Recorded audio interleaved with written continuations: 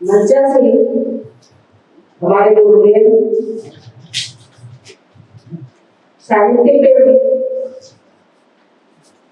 हमारे दीदी सभी को एक साथ प्रणाम। मैं रश्मि हिंदी विभाग से मेरी कविता का शीर्षक है नारी शक्ति।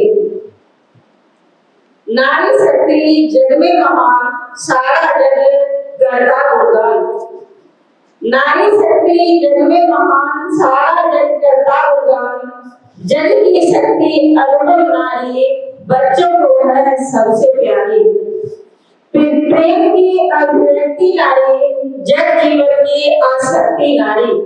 धात्री देवी माता को शीश झुकाए सारा जहान। नगरी जननी नारी माता, राजा प्रजा ज्ञानी गाता। जैसे पुष्प कली को भाता, वैसे नर नारी को भाता।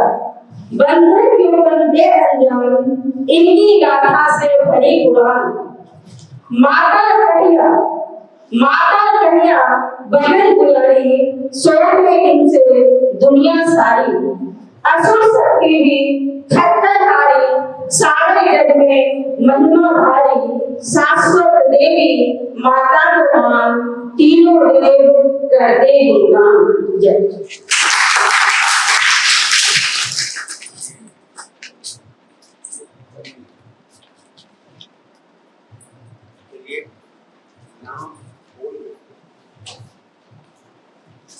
अपना नाम बोल करके।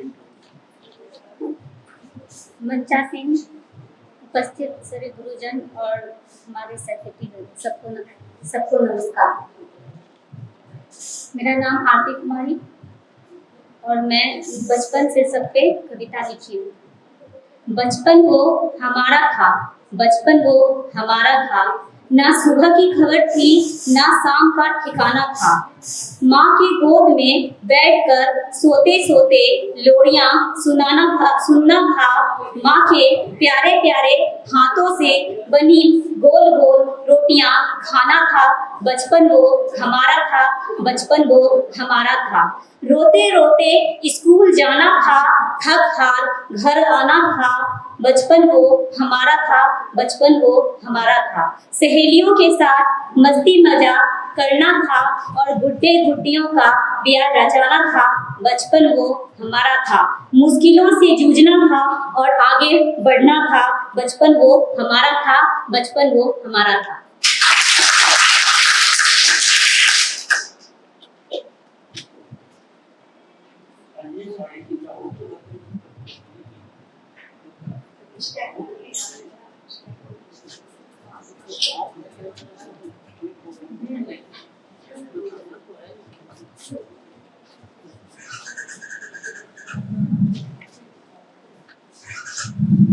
आदरणीय शिक्षक एवं हमारे तमाम सहपाठियों, मैं किसान शीर्षक के हल कंधेर चला किसान शीर्षक है मेरा कविता का। सिर पर पगड़ी कमर में धोती, हल कंधे रख चला किसान। बैल चल रहे आगे आगे, लगते बिल्कुल सीधे साधे। धरती माँ की किस्मत जागे, खेती करने चला किसान। हल कंधे रख चला किसान। सर्दी गर्मी या बरसात, चाहे दिन हो चाहे रात, लू आंधी या झंझावत, मेहनत करना उसका काम। हल कंधे रख चला किसान। है उसका छोटा सा घर मिट्टी का, पर घर लगे सुघर। राजमहल से भी बढ़कर पाता उसमें वह विश्राम। हल कंधे रख चला किसान। खुश हो जी भर छेड़े तान, हल कंधे रख चला किसान।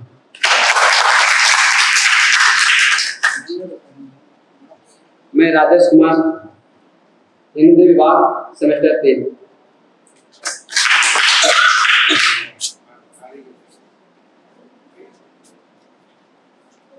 आप सब प्रतिभागी जब आए तो अपना नाम और आप जहाँ से हैं उसको जरूर प्रेषित करें।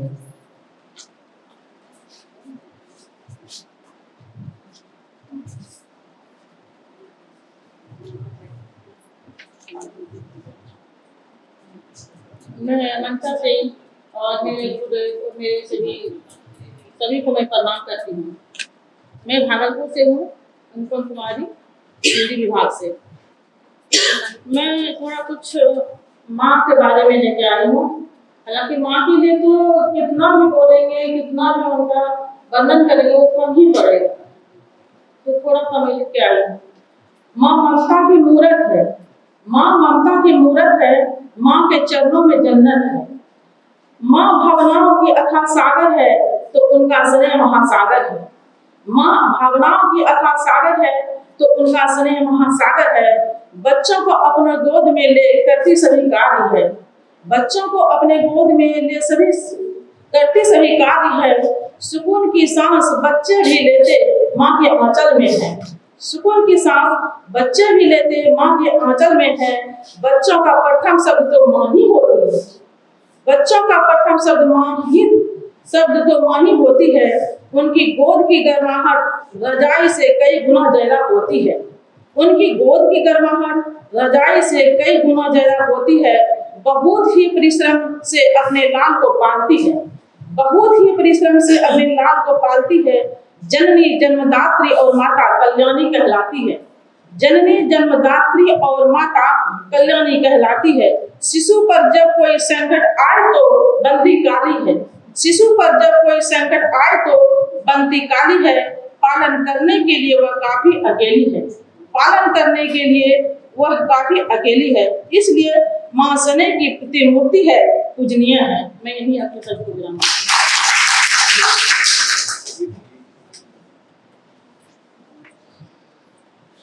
ये अमरेश जी का कहना है कि 5-5 कविताओं पर बात हो जाए तो ज़्यादा बढ़िया, एक साथ सब जमा हो जाए, एक बात सब पर बात करना कठिन होगा। उनके तो प्रस्ताव ठीक ही है, तो अमरेश जी के पास 5 कविताएं अभी हैं, उस पर थोड़ी वो बात करेंगे तो फिर आगे की प्रतिभागी अमरेश जी।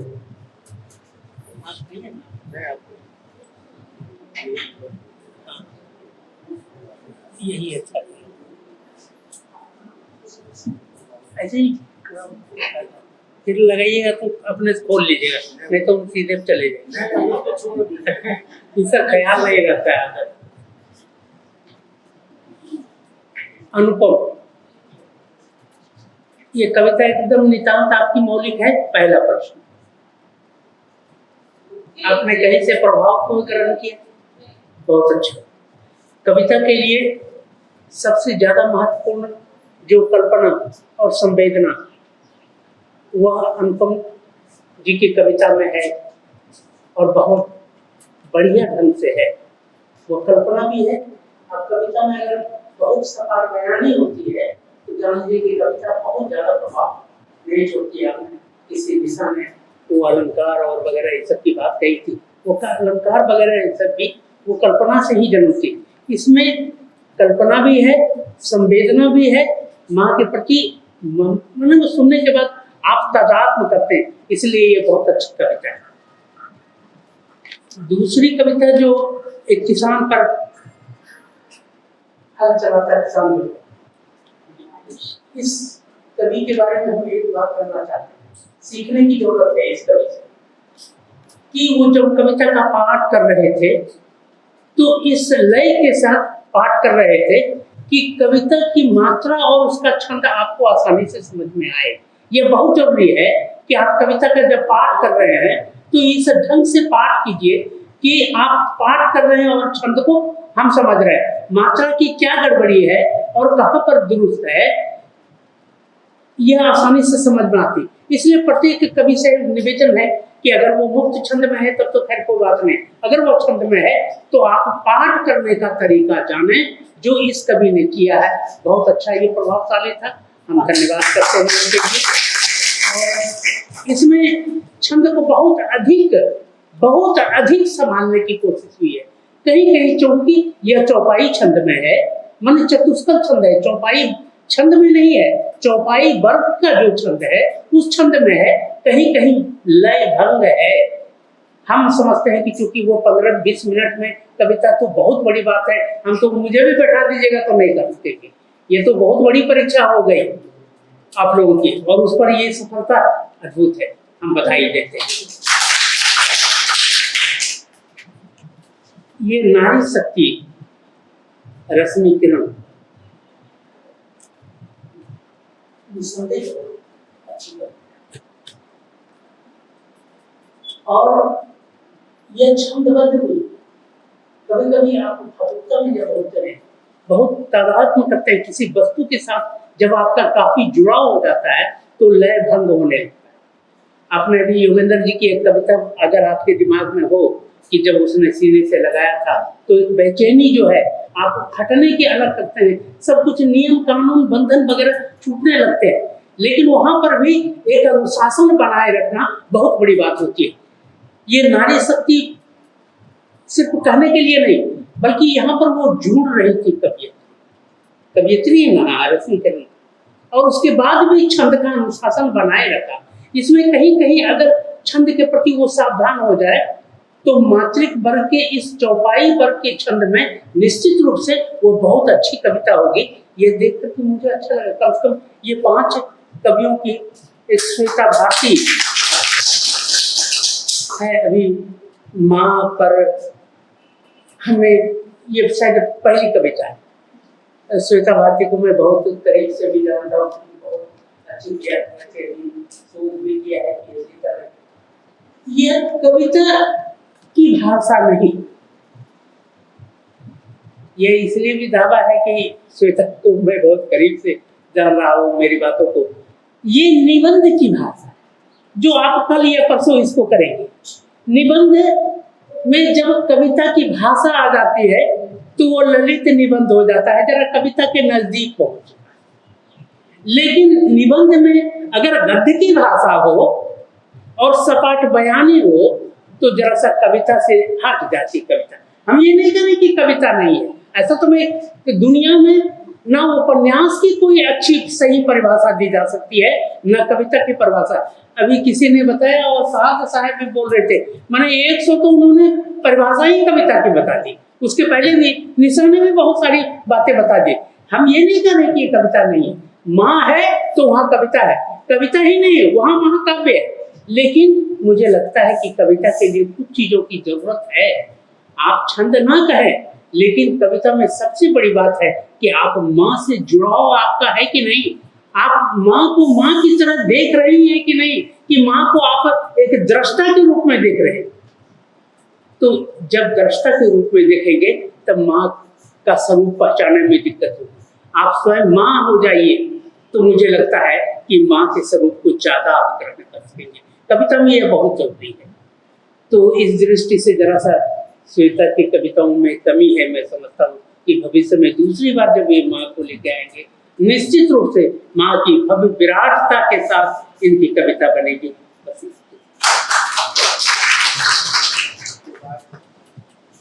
इसके बाद आते हैं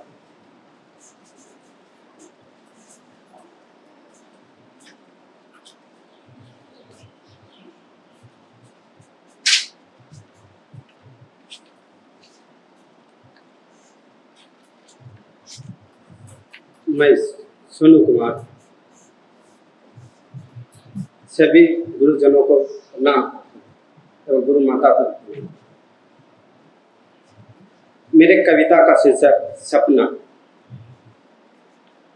मैं सपनों की दुनिया में रहता हूँ, भविष्य की कामना करता हूँ, कुछ पाने की कोशिश में मैं मौत से डरकर आया हूँ। मैं सपनों की दुनिया में रहता हूँ, भविष्य की कामना करता हूँ। इस दुनिया में सब मरने मारने पर उतारू है, दुख भरा भविष्य ही बस सपनों में नजर आए। मैं सपनों की दुनिया में रहता हूँ, भविष्य की कामना करता हूँ। मैं डरता हूँ इस दुनिया के लोगों से, कुछ पाने की कोशिश में कई हुए सब कुछ ना खो बैठे। मैं सपनों की दुनिया में भविष्य की कामना करता हूँ।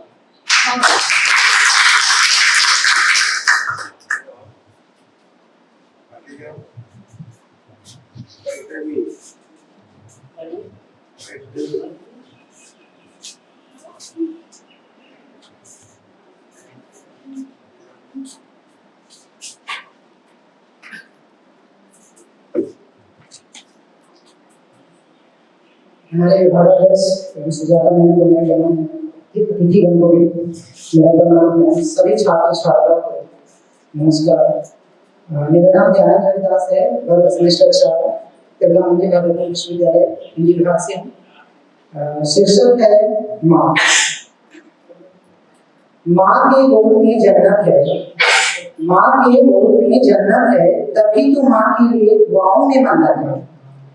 रोटी खिलाने के लिए माँ पीछे पीछे भागती है, रोटी खिलाने के लिए माँ पीछे पीछे भागती है, तभी तो बचपन इतना बुलाती है। बेटा बेटा कहते जब मुझको बुलाती है, थोड़ा सा माइक चार्ज बेटा बेटा कहते जब मुझको बुलाती है, आंखें भर जाती है मेरी जब तू सपनों में आती है। एक धमकी में नींद ले आती है, एक धमकी में नींद ले आती है, वो जब भी मुझे लोरी गाकर सुनाती है। सारी मुश्किलें सह लेती है, सारी मुश्किलें सह लेती है, फिर भी माँ हमें मुस्कुराना सिखाती है, फिर भी माँ हमें मुस्कुराना सिखाती है।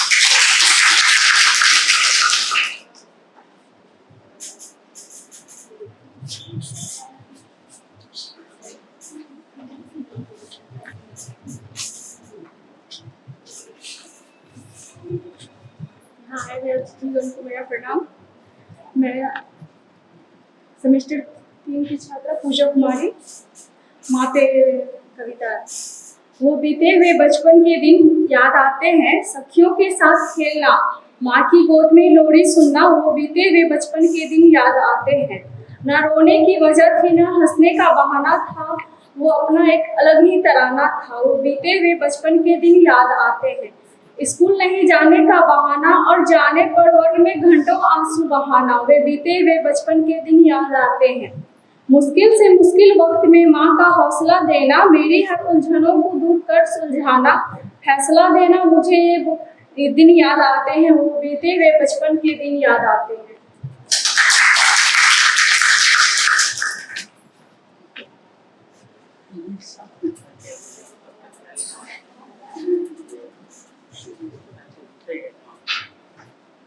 मैं लक्ष्मी कुमारी सेमेस्टर 3 की छात्रा हूँ। सभी गुरुजनों को मेरा प्रणाम। वो बचपन का दिन, वो बचपन का दिन मेरा बहुत प्यारा बहुत न्यारा।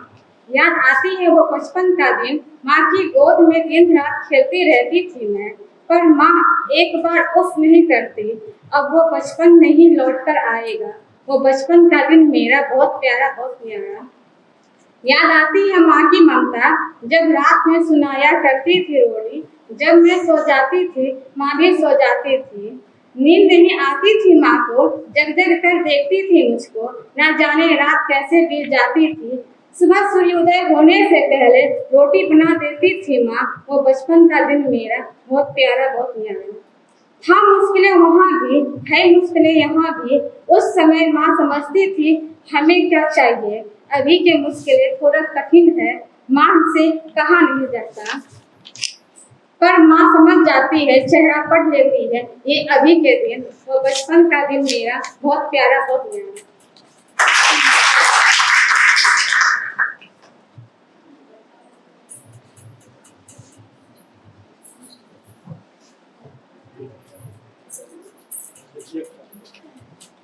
गुरुजन एवं मेरे प्रिय सहपाठियों, सभी को मेरा प्रणाम।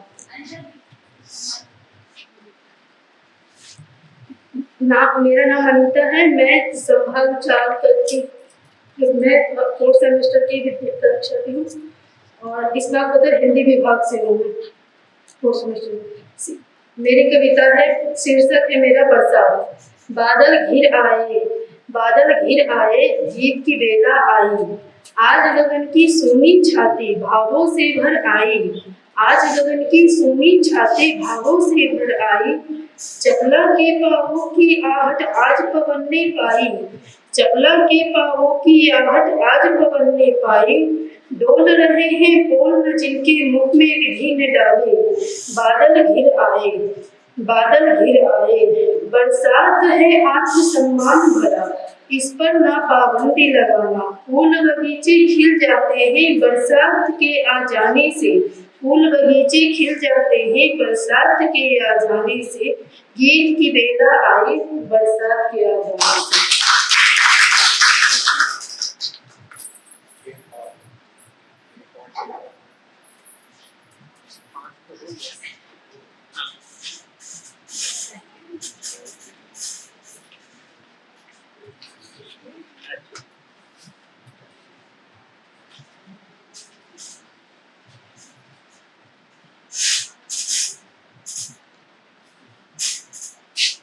मैं वैष्णवी कुमारी स्नातकोत्तर हिंदी विभाग 4 से। मेरे कविता का शीर्षक है माँ।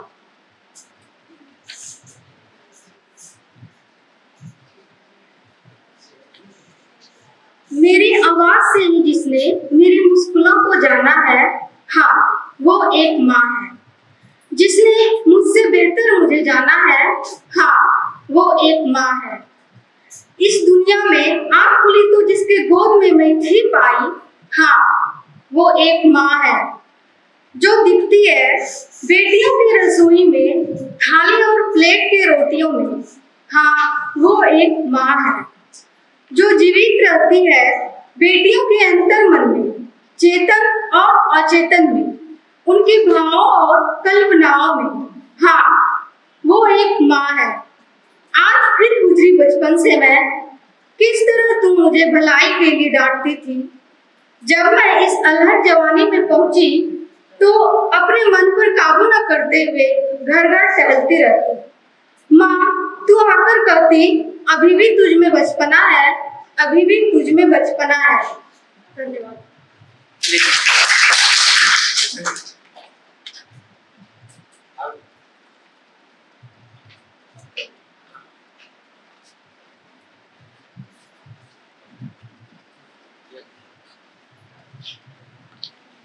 एक बात तो जो ये शीर्षक दिया गया था, जो शब्द दिए गए थे कविता के लिए, और उस सबसे ज़्यादा माँ पर ही कविता का आना ये बता रहा है कि अपने आप में माँ कितना खूबसूरत शब्द है। उस पर हम कुछ ना भी कहें तो वो भव्य मूर्ति की तरह। एक बात तो है, लेकिन कविता की बात, अभी हमने श्वेता के जी की कविता पर बात की थी। दरअसल वहाँ पर माँ सामने क्यों नहीं आ सकी, शायद श्वेता के मन में ये बात उठ रही होगी कि मेरी कविता पर क्यों एक विपरीत प्रतिक्रिया। दरअसल वो आंचल पर, माँ के आंचल पर कविता हो रही थी, माँ के ऊपर कविता नहीं रह गई। अगर आप माँ पर कविता श्वेता ने की होती तो निश्चित रूप से कविता अच्छी होती। वो माँ के आंचल पर है कि ये पल्लो ये हो गया, पल्लो इस काम में है, पल्लो आंसू पोंछने में, इसलिए कविता वहां पर से जरा सा विशेष हट गई थी। मैं इसको लगा कि मुझे स्पष्ट कर दूं, क्योंकि बाद में टेलीफोन पर सोचा ये न कि आप मेरी कविता तो आप देखेंगे कि अभी 2-3 कविता वहां पर आई। अभी एक वैष्णवी कुमारी की कविता, इसके पहले भी माँ पर आप मुक्त छंद में भी अगर कविता करते हैं, जैसा कि योगेंद्र जी ने कहा कि संवेदना की लय होना बहुत जरूरी है। आप इस छंद में नहीं भी करते हैं तो कोई असर नहीं पड़ता है, लेकिन इन कवियत्रियों ने एक चीज काम किया है कि अगर मुक्त छंद में कविता है तो कोई बात नहीं, आप एक कुछ शब्द के अंश को बार बार अगर लाते हैं कि एक माँ है, अगर एक माँ है 4 पंक्ति के बाद उसको ला करके आप रख देते हैं तो कविता का संगीत जो है उस गद्य में समा जाता है और कविता आपको बांधती है। याद रखिएगा, हम कविता से कुछ सीखें। कोई अगर आप कविता लिख रहे हैं तो हम वहां से जब आपको सुनते हैं गंभीरता से तो हमको लगता है कि हम भी इस तरह की कविता कर सकते हैं। तो ये बहुत वैष्णवी की, और वैष्णवी की कविता, और इसके पहले भी माँ एक कविता आई थी, किसकी थी बताइए? माँ पर किसने कविता कही थी? नहीं, एक कविता और आई है, ठीक। वो दोनों ही कविता संवेदना से बहुत मजबूत है, और उस पर जो संवेदना से घनीभूत हो उस पर आप क्या बहस करेंगे, वैसे भी कविता से। अभी एक बरसात पर एक कविता है, कुछ विषय से अलग है और मुझे लगता है कि बरसात पर बात होनी चाहिए। अनीता जी कौन है? ये आपकी मौलिक रचना है, आप सचमुच में बधाई के पात्र। बहुत अच्छी कविता बैठे, बहुत अच्छी कविता। छंद में और भाव को अगर आपका उमड़ रहा हो और छंद को भी आप पकड़े रहते हैं तो ये सामान्य बात नहीं है। आप अनुशासन नहीं बना सकते। जब भाव का वेग उमड़ता है तो छंद बिखर जाता है वहां पर, और लगता है कि मुक्त छंद में तब निराला की तरह मन करता है कि छंद को तोड़ दें। लेकिन इन्होंने छंद को भी पकड़ा है। कहीं कहीं वो ऐसी मात्रात्मक बात है जिसको कि बहुत उस्ताद ही उसको समझ सकते हैं, सामान्य लोग नहीं समझेंगे। हम समझते हैं कि साहब साहब ने भी इसको पकड़ा होगा कि कहाँ पर से ये गड़बड़ी है। अगर एक आध लोगों से अगर योगेंद्र जी से पूछ लेंगे तो एक क्लास तो छंद की होनी ही चाहिए, ताकि आपको समझ में आ जाए। ये हम साहब से बात कर रहे थे कि छंद की कौन सी मात्रा। आप अमरेंद्रा शब्द है, मान लीजिए कि मैं अमरेंद्र नहीं, अमरेंद्रा शब्द है, तो आकार को आप नहीं गिरा सकते, लेकिन कहीं में दीर्घिकार की मात्रा गिर सकती है। एक नियम है, हम कहाँ पर मात्रा को गिराएंगे और बिना गिराए अगर एक होता है शब्द जो कि भाग मन मात्रा भाग जाती है, गतिशील है, आप उसको रोक नहीं सकते। वो अगर लघु भी है तो वो गुरु है। जैसे शुरू, आप शुरू एक शब्द देख लीजिए, उसमें दुर्भुकार है और गुरु शब्द में रौ में हर्षुकार है। कभी आप कहेंगे कि कवि है, उसमें दो मात्राएं हैं, क और वो में हर्षिकार में मात्रा नहीं होती। लेकिन साहब आप कभी नहीं बोल सकते, आप कभी ही बोल रहे हैं, दीर्घिकार बोल रहे हैं, वो 3 मात्रा है। इसलिए उर्दू वाले उसे दीर्घ के रूप में लेते हैं, हिंदी वाले की तरह वो हर्षिकार में नहीं लेते, क्योंकि वो गतिशील है। तो हम इस चीज नियम को अगर जान लें, हम समझते हैं कि बार बार देखना पड़ता है उम्र के हिसाब से, चूंकि मैं भूल जाता हूँ। ये अनीता कुमारी ने जो रचना की है, शब्द पर भी पकड़ है, छंद पर भी पकड़ है, कल्पना पर भी पकड़ है। इस कवियत्री के पास बहुत कुछ कविता कहने की अपनी ताकत है, जिसके बल पर कल ये बहुत अच्छी कवियत्री हो सकती है। तमाम ये जो हमारे पास है सबकी अच्छी कविता है।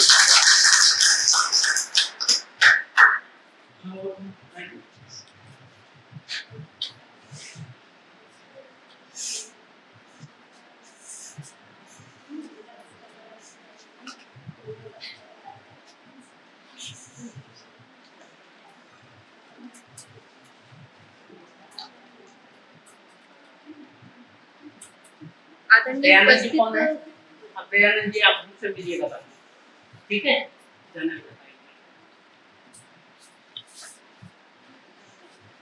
आदरणीय सभी उपस्थित टीचर, मैं सबको अपना सारा नमन करती हूँ। और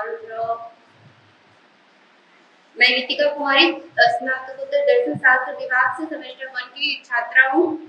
मैंने ये कविता अभिव्यक्ति की कोशिश शीर्षक दिया है, जिसे मैंने अभी अपनी मतलब कल्पनाओं से जो अभी मैंने महसूस किया है, उसे मैंने अपने शब्दों के माध्यम से आप तक पहुंचाने की कोशिश है मेरी।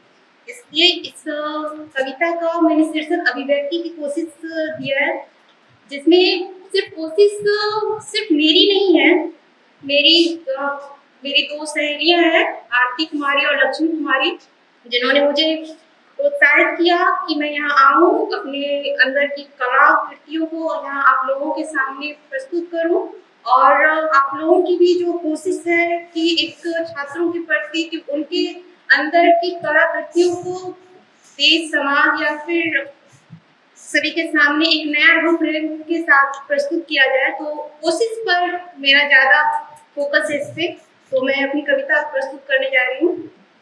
मैं रात हूँ ख्वाब सा तुझ में ही खो जाऊंगी, रहूं ना रहूं इस जमीन पर यादों में वो याद बन जाऊंगी। दिल से जो तू याद करे तेरे सपनों में आ जाऊंगी, रहूं ना रहूं इस जमीन पर, यादों में वो याद बन जाऊंगी। अनजानी सी तू, बेखबर मैं, पहचान खुद की भविष्य में कर पाऊंगी, रहूं ना रहूं इस जमीन पर, यादों में वो याद बन जाऊंगी। खौफ ना मुझे मौत का, जिंदगी जी कर दिखाऊंगी, रहूं ना रहूं इस जमीन पर, यादों में वो याद बन जाऊंगी।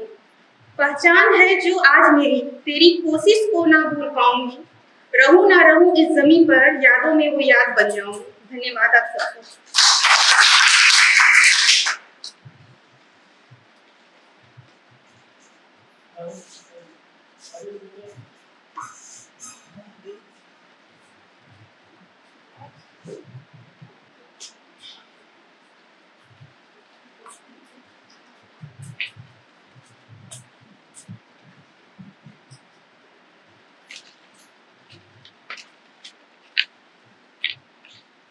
मंचासीन अतिथिगण, विभागाध्यक्ष महोदय एवं सुजाता मैम, सभी को मेरा सादर प्रणाम एवं यहाँ उपस्थित सभी वरिष्ठगण को मेरा प्रणाम और सभी साथियों को मेरा अभिनंदन। आज का जो विषय है मेरी कविता का, वो नारी का आत्मसम्मान है। एक कन्या का जन्म होता है, एक कन्या का जन्म होता है, पर बचपन से कोटि सह पाबंदियों के बीच वह पलती और बढ़ती है। पर बचपन से कोटि सह पाबंदियों के बीच वो पलती और बढ़ती है। माँ का प्यार भी उसे अजनबी सा मिलता है, पिता के फिक्र में भी उसे धरोहर की देख रेख का आभास होता है। भाई से दुनिया के रंग का पता चलता है, रिश्तेदारों और सगे संबंधियों से लाखों बंदिशों की बातें जानने को मिलती है। साथियों के बीच एक संसार होता है जिसमें वह असल में जीवन को पाती है। साथियों के बीच के संसार जिसमें वह असल में जीवन को पाती है। सच में सारी दुनिया की बातों का विश्लेषण वो साथियों के बीच कर जाती है। सच में सारी दुनिया की बातों का विश्लेषण वो साथियों के बीच कर जाती है।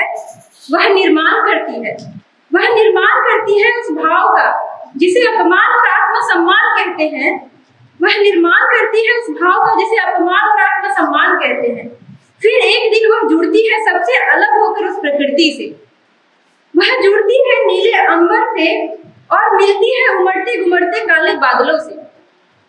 वह जुड़ती है नीले अंबर से और मिलती है उमड़ते घुमड़ते काले बादलों से। फिर जन्म होता है उस भाव का जिसे लोग प्रेम कहते हैं। फिर जन्म होता है उस भाव का जिसे लोग प्रेम कहते हैं।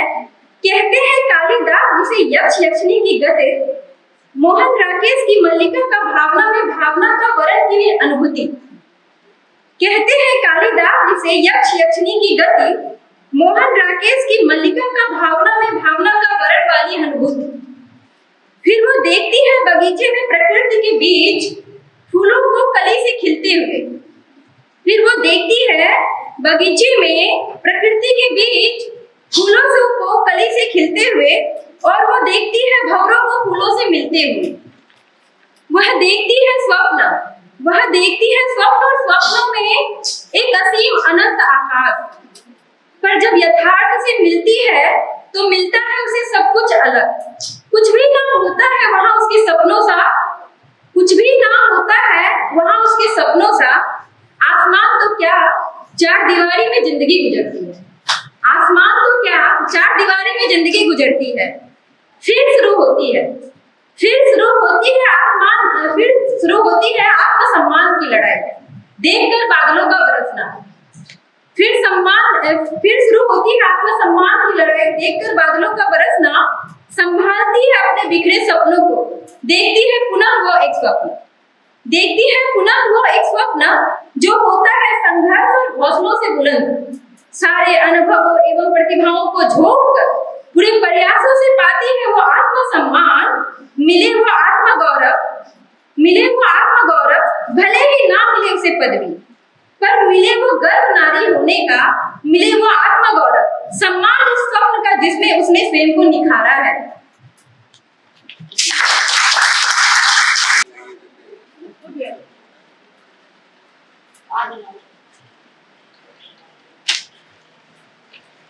मंच पर उपस्थित हमारे सभी जनों को मेरा मास्टर थर्ड की छात्रा हूँ।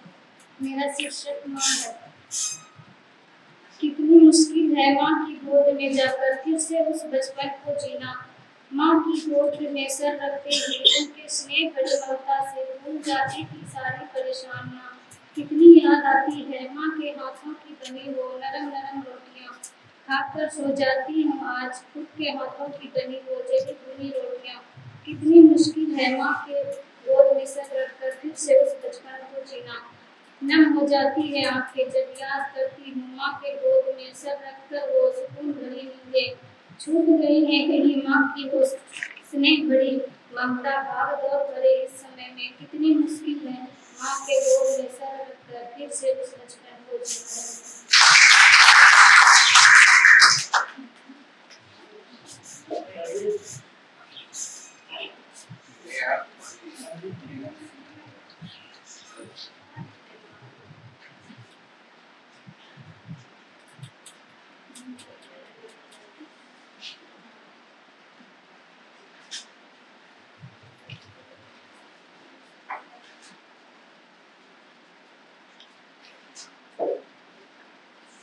आदरणीय विभागाध्यक्ष महोदय एवं मेरे सारे शिक्षकों, आप सबों को मेरा सादर प्रणाम एवं मेरे सहपाठी।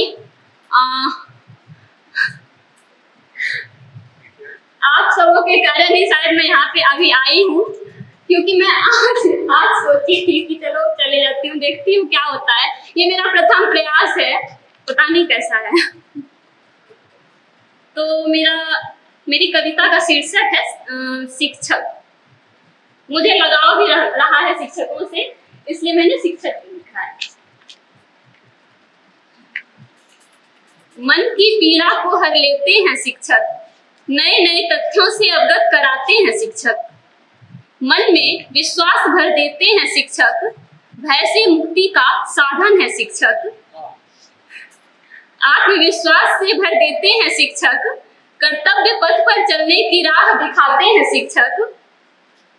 सही ज्ञान का बोध कराते हैं शिक्षक, अंधकार से प्रकाश की राह दिखाते हैं शिक्षक।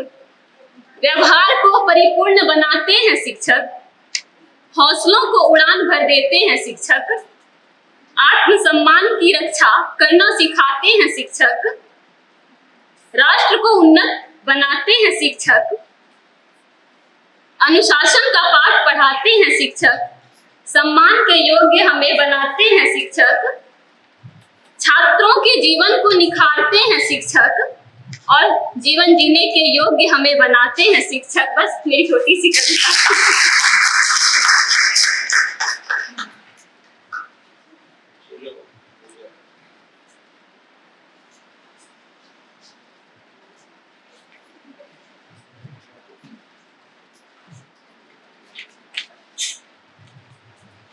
यहाँ पर उपस्थित सभी लोगों को मेरा प्रणाम। मैं पूजा कुमारी आप लोगों के समक्ष अपने आप को स्थापित करती मैं शीर्षक कविता को प्रस्तुत कर रही हूँ।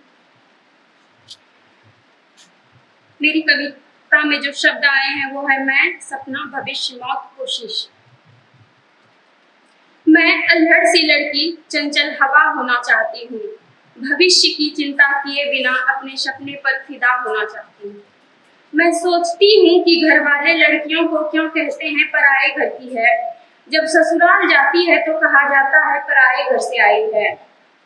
सपने ऐसे हैं मेरे कि मैं किसी के लिए पराई ना रहूं, मैं इतनी काबिल बनूं कि अपना घर हो मेरा। लड़कियां अब बोझ नहीं रही, मैं सबको ये बता देना चाहती हूँ।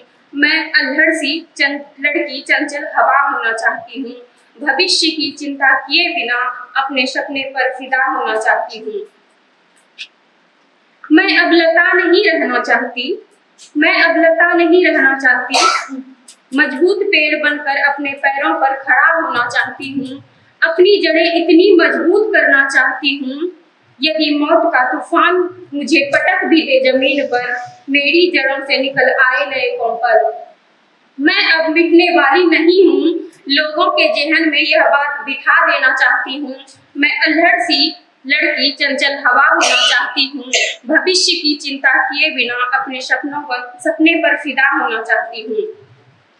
मैं सिर्फ चाहती ही नहीं, अपने आप को स्थापित करने के लिए प्रयासरत हूँ। निकल चुकी हूँ अपने दायरे से बाहर। लोग निगाह गड़ाए पढ़ने की कोशिश कर रहे मेरे चरित्र को। उंगली उठाने के लिए हाथ हैं उनके सक्रिय। मैं अब उनसे नजरें मिलाकर उनके हर आरोप को खंडित करने के लिए हूँ तत्पर। मेरा इरादा मजबूत है, इस बात का उन्हें एहसास करा के उनकी नजरें झुका देना चाहती हूँ। मैं अल्हड़ सी लड़की चंचल हवा होना चाहती हूँ। भविष्य की चिंता किए बिना अपने सपने पर फिदा होना चाहती हूँ। धन्यवाद।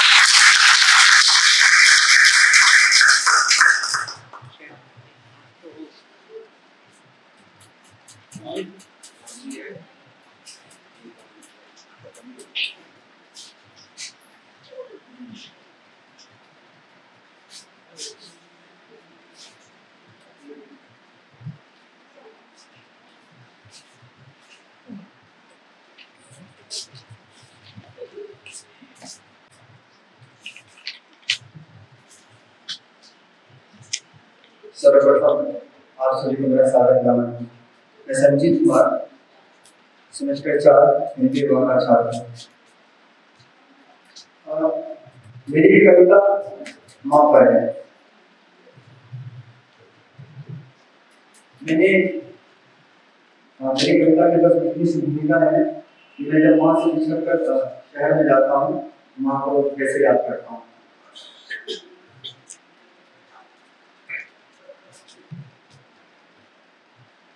माँ, ये दुनिया अच्छी नहीं है माँ। आज मैं आपसे दूर होकर आपके प्रेम को समझ पाया हूँ। माँ, आज मैं शहर की चकाचौंध में खुद को भी नहीं भूल पा रहा हूँ। माँ, याद है जब आप पास होती थी, मुझे भूख लगने से पहले आप मेरे हाथ में वो रोटी का बम्मा थमा देती थी। मैं पूरे घर में उछल उछल कर रोटी भी खाता और आपको खूब परेशान किया करता। याद है माँ, बचपन में जब मेरी तबीयत बिगड़ जाती थी, आप पूरी रात मेरे सिरहाने करे मेरे सर को सहलाती थी। पता है माँ, जब भी मेरी तबीयत खराब होती है, बस खुद ही खुद रो लेता हूँ, फूट फूट कर रो लेता हूँ। माँ, मैं आपसे दूर क्यों जाता हूँ माँ? क्या मैं आपके साथ सारा जीवन नहीं बिता सकता माँ? ये भाग दौड़ बेकामों के सिलसिले, क्या यही जीवन है माँ? यदि ये जीवन है तो माँ मैं ऐसे जीवन से ऊब चुका हूँ माँ। माँ, लोग कहते हैं खुदा, ईश्वर, अल्लाह होते हैं, पर मैंने उन्हें तो नहीं देखा। पर जब भी तेरी गोद में सोया तो मुझे ऐसी अनुभूति हुई यदि कहीं जन्नत है तो माँ तेरी गोद में है माँ। माँ, क्या मनुष्य मर जाते हैं? क्या आप भी मर जाओगे? मर जाओ माँ, क्योंकि आजकल आप वीर गजरों में ही पूजे जाते हैं। वास्तविक जमीन पर मेरे जैसे कपूर बनकर आपको बहुत कुछ देते हैं माँ। फिर भी मुश्किल है माँ आपकी यादों से बिछड़कर आपको भुलाना। माँ,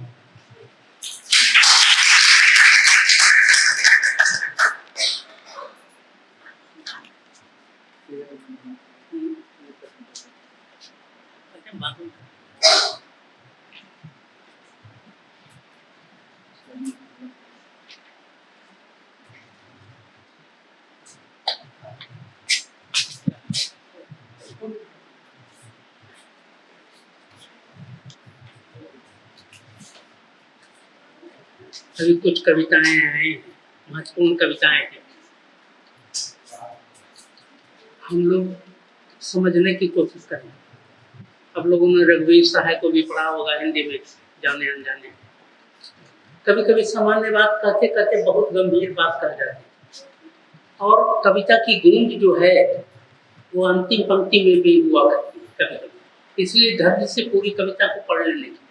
अभी एक माँ कविता जो हमारे सामने युवा कवि ने सुनाई, वो अपने आप में महत्वपूर्ण इसलिए कि आपको बहुत लग रहा होगा कि माँ ने रोटी खिलाई। होता है कि कभी हम सामान्य चीजों को, माँ के दुख को भी ठीक ठीक से पहचानने की तो। अभी योगेंद्र जी ने एक कविता सुनाई अपने पिताजी, जो पिताजी पर इनकी कई कविताएं हैं योगेंद्र जी को कभी एकांत में आप लोग सुनिए, कभी एक दिन कहिए कि क्लास में आप अपनी कविता सुनाइए सर, और फिर देखिए कि ये एक अच्छे प्रोफेसर नहीं बल्कि एक अच्छे कवि भी है और बहुत मैं इनकी कविता को जरूर पढ़ता। तो ये सारी बातें हैं बहुत अच्छी। और इस कवि ने एक किया कि माँ की कविता, माँ के साथ साथ वर्तमान को भी लिया और नई पीढ़ी की स्थिति क्या है और अपनी परेशानी क्या है, उस परेशानियों के बीच माँ को स्मरण रखना बहुत कठिन काम है। अगर मेरी बहुत परेशानियां बढ़ जाए तो हम बहुत आत्मीय है उसको याद नहीं कर पाते। माँ से ज्यादा आत्मीय और क्या हो सकता है। माँ मैं भूल जाता हूँ तुम्हें तो हमारी भी परेशानी है। ये सारी कविता में ध्वनि रूप से, कविता कभी कभी सीधे कह करके भी बहुत कुछ मौन में कहती है, और जब कविता मौन में बात करने लगे तो कविता वहां पर बहुत श्रेष्ठ हो जाती है। इस कवि ने बहुत अच्छे ढंग से उसको व्यक्त किया है। मुझे लगता है कि रचना प्रक्रिया तो है कि लगातार हम अपने को सुधारते रहे, लेकिन मुझे लगा कि माँ से लेकर, घर से लेकर शहर तक की परेशानी, अपनी परेशानी, सब कुछ को बहुत सुंदर ढंग से व्यक्त किया है। बधाई उनको। अभी खास करके मैं शिक्षक नेहा कुमारी, बहुत सब लोग सब पर करते हैं, प्रेमिका पर, प्रेमी पर, सब पर, शिक्षक बेचारे पर जो कि जीवन दान नहीं करता रहता है, उस पर कोई बहुत दरिद्र है इस मामले में शिक्षक। पहली बार हमने शिक्षक पर इतनी अच्छी कविता की। चलिए हमारे प्रति भी लगता है क्योंकि मैं भी शिक्षक से ही पढ़े आया हूँ, तो यह सम्मान है कि बहुत तो ऐसे भी नहीं जाना और आप लड्डू टेढ़ा है कि मेरा है ये नहीं देखते, सीधे मुंह में डालते। तो शिक्षक के प्रति चूंकि यह संवेदन है, और शिक्षक कर्म हमारे इसी यहीं पर एक राधा कृष्ण साहब हुआ करते थे जिनके नाम पर संभवतः एक कक्ष भी योगेंद्र जी ने बना दिया है। मैं उनका विद्यार्थी रहा हूँ और उन्होंने हमेशा कहा कि मैं कुछ भी नहीं होना चाहता हूँ, एक शिक्षक होना चाहता हूँ, और शिक्षक से बड़ा दुनिया में, क्योंकि शिक्षक सब कुछ बताता है, शिक्षक ही ज्ञान देता है। मुझे लगता है कि इस एक निबंध भी है, एक ललित निबंध भी है और बहुत कुछ है। उसका हृदय तो जब श्रद्धा उमड़ती है तो उस पर क्या बहस करनी है, उस पर कब बहस नहीं की जा सकती है। मुझे लगता है कि कविता बहुत अच्छी है। अभी दो कविता पर मुझे खास करके बात करनी है। एक तो किसकी कविता थी, एक सुभद्रा की कविता है और दूसरा रीतिका कुमारी की कविता है। माँ पर तो कविताएं जो आ रही हैं निसंदेह बहुत अच्छी कविताएं हैं, उस पर बात करने की जरूरत नहीं है, लेकिन ये दो कविता जो है मुझे लगता है कि अलग से भी इस पर बहस करने की जरूरत है। सुभद्रा कुमारी की जो कविता है आप लोग बाद में भी पढ़िएगा, मुझे लगता है कि इसकी फोटो स्टेट कॉपी सारे विद्यार्थियों को जो नए कवि हैं उसको देना। इस कवियत्री ने एक लड़की जो उसके जन्म से लेकर के उसकी युवावस्था, उसकी कल्पनाएं, उसकी इच्छाएं, ऐसी कोई चीज नहीं है, उसका संकल्प, उसके ऊपर सारी मतलब, और ये सारी बातें सपाट बयानी में नहीं है। कविता जब सपाट बयानी होने लगती तो वो निबंध के करीब पहुंच जाती है। निबंध से अलग कविता की भाषा में जिस तरह से अभिव्यक्त किया है सुभद्रा कुमारी ने, निसंदेह मुझे इसकी प्रशंसा करनी है।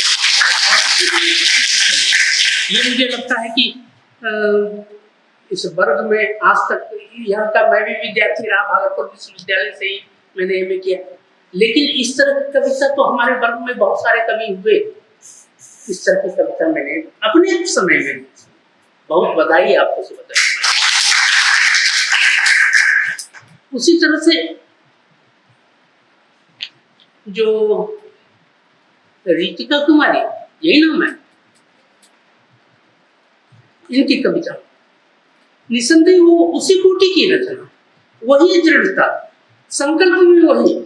संकल्प जब अगर मान लीजिए थोड़ा सा क्या है कि अगर हम उग्र ना हों, उग्रता जब कविता में आ जाती है, आपकी महत्वाकांक्षा है, अगर मान लीजिए कि हम बहुत अच्छा होना चाहते हैं तो बहुत अच्छी बात है, लेकिन अगर हम कहें कि आपको बता देंगे कि आपसे बढ़िया हो सकते हैं हम, तो फिर दिक्कत होती है। आप होइए अच्छा। ये संकल्प इसमें जो है स्त्री का, ये स्त्री विमर्श की दृष्टि से ये दोनों कविता, मैं भी जो बात कर रहा हूँ स्त्री विमर्श की दृष्टि से, निसंदेह ये हासिल है अभी के इसमें स्त्री विमर्श की दृष्टि से महत्वपूर्ण है। मुझे लगता है कि अगर उस उग्रता को आप थोड़ा सा दबा करके, जैसा कि इसके पहले हमने बताया ना कि एक कविता किनकी थी, वो सुभद्रा कुमारी, वहां पर भाषा की उग्रता नहीं, यहाँ पर कुछ भाषा की उग्रता दिखती है। मुझे लगता है अगर उसको संतुलित कर लिया जाए तो ये भी स्त्री के जीवन में क्या पटक कल्पनाएं हैं, आकांक्षाएं हैं, और इस तरह से वर्तमान के इस विसंगति से जो उसकी स्थिति है उससे ऊपर उठने का संकल्प बहुत सुंदर बन पड़ा है। कविता निसंदेह बहुत अच्छी है, इसलिए उनको बधाई हमारी। कविताएं तो निसंदेह माँ के संदर्भ में जो कविताएं हैं उसके बारे में तो हम बोल ही चुके हैं, ये कवि ने जो बताया, और उस पर विशेष शिक्षक नेहा कुमारी माँ,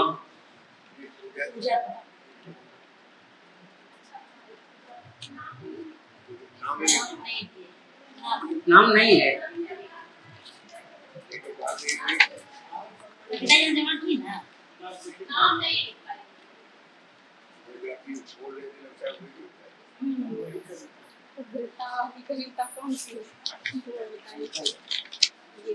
हाँ तो हमने उस पर बातचीत की है। ये तो मैंने बताया कि वो कविता नाम मैं नहीं बोल सकता क्योंकि नाम नहीं था।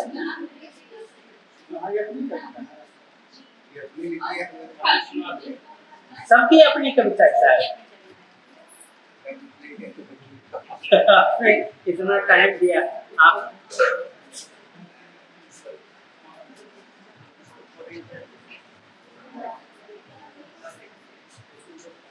अभी एक बात चल गई कि ये आपकी कविता है, तो मुझे ख्याल आ गया, जीवन भर आदमी सीखता है, कुछ दूसरे से लेता है, और समान आप देखेंगे बहुत सारी माँ पर जो लिखी गई कविता है वो एक जैसी लगेगी आपको। क्यों? क्योंकि एक समान भूमि पर लिखी गई कविता लगभग एक दूसरे से टकराती है, समझ रहे हैं ना? इसलिए आप ये नहीं कर सकते कि उसकी कविता वो उसने ले ली उसकी, और फिर आप लोग उसमें बहुत किसान अभी बताया कि मैं किसान की बेटी हूँ, किसी ने बताया, तो हम बताते हैं जब खेत में आप बीज डालते हैं तो कुछ बीज दूसरे के खेत में चला जाता है, फसल वहां होती है, फसल होने के बाद आप कहते हैं बिया हम डालना चाहिए तो देना हम नहीं चले और गेले तो नहीं कविता अच्छी चुके अगर तोरा प्रभाव की रचना अगर हमरा मांगी तो हमरा सब ओ अंगिका बोला लगे हाँ तो मेरी संपत्ति।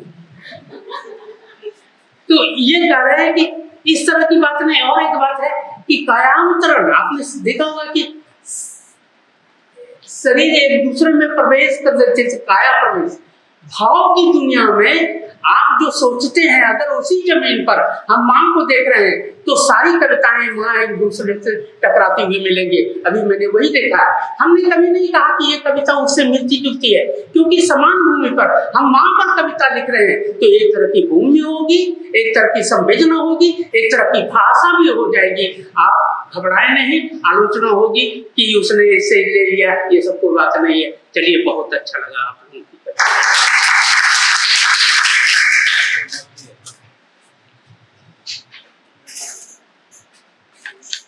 नीतीश कुमार संभाग टीम से उनके भारी एक्सीडेंट हुए और उन्होंने बोला कि मेरी कविता को आप पढ़ देंगे और बहुत भावपूर्ण कविता उन्होंने लिखा है, क्योंकि माँ पर कविता रही है और चीज़ आ रही है, लेकिन उन्होंने जो शीर्षक दिया है मैं क्या हूँ, तो मुझे लगा कि वो निकल गए तो उनके भावना को रख दिया, तो उनके भाई एक्सीडेंट करके वो तुरंत निकल। उनका शीर्षक है मैं क्या हूँ, और अपने विषय में उन्होंने फूल, पौधा, प्रेम, स्त्री और पुरुष को पिरोया है। तो उन्होंने लिखा है मैं अपने को भावों की जगह खुद को रखता हूँ, मैं अपने अपने को भावों की जगह खुद को रखता हूँ और आए दिन कितने फूलों को हो जाता हूँ। प्रेम के नाम पर कितनों के साथ खेलता हूँ, प्रेम के नाम पर कितनों के साथ खेलता हूँ, पर यह सत्य नहीं फिर भी गलत बदल देता हूँ। हाँ मैं पुरुष हूँ, विधाता की रचना में नारी का अभिमान हूँ, पर अंदर से निकट असहाय। ये नीतीश कुमार संभाग 3 हिंदी विभाग के छात्र हैं, उनकी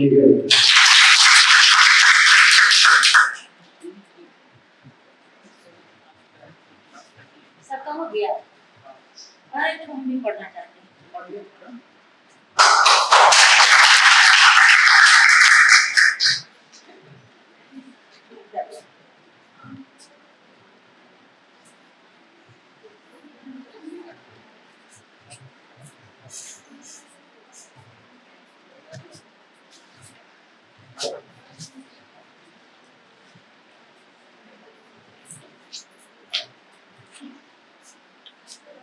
नमन सामान्य मंच को सभी छात्रों को।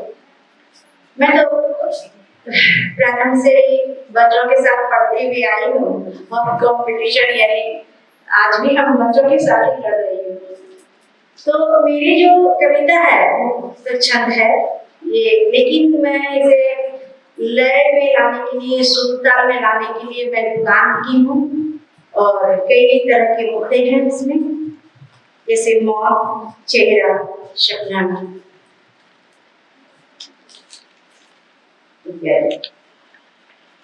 मौत का जाल हर मोड़ पर बिछा है, मौत का जाल हर मोड़ पर बिछा है, ए मेरे दिल संभालना मुझे। यह आप लाभ है, अपने आप से बातचीत हो रही है। मौत का जाल हर मोड़ पर बिछा है, ए मेरे दिल संभालना मुझे। चेहरा पर चेहरा लिए मुस्काते हैं दिल यहाँ, दिमाग करे मुझसे जो छल, एक दिमाग समझाना मुझे। इस दुनिया में अनेक चेहरे हैं, दिल को लेकर के, दिल बता करके फंसाने की कोशिश करते हैं। चेहरा पर चेहरा लिए मुस्काते हैं दिल यहाँ, दिमाग करे मुझसे जो छल, एक दिल संभालना मुझे। सपनों की रंगीन आकाश में, सपनों की रंगीन आकाश में विचरते हैं सपने जहां, अरमानों के पंखों को उतरने को आतुर है दुष्ट जहां। स्वच्छंद गगन में समी हुई है, स्वच्छंद गगन में समी हुई है, अब तितलियां भी यहाँ। पंख उतरने को आतुर छिपे रहते हैं सियार चतुर। माया के जाल में, माया के जाल में, धुर्तों के गाल में, जैसे जहर में डूबी हुई को मिटाई ना। आंखों से सुनना, आंखों से सुनना, कानों से देखना, धुर्तों को उसके रंगों से पहचानना। जो बात बात पर खाए कसम, उस पर मत करना रंग। अद्भुत है सपनों की भी परिभाषा, अद्भुत है सपनों की भी परिभाषा। सोए में जागो और जागते में सो, दर्द में हंसो, खुशी में आंसू बहाओ। जिसमें छिपी है जीवन की रंगीन अभिलाषा, जिसे हम कहते हैं शब्दों की परिभाषा।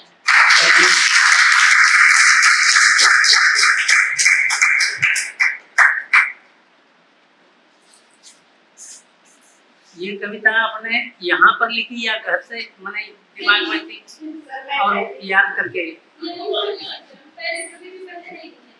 अच्छा,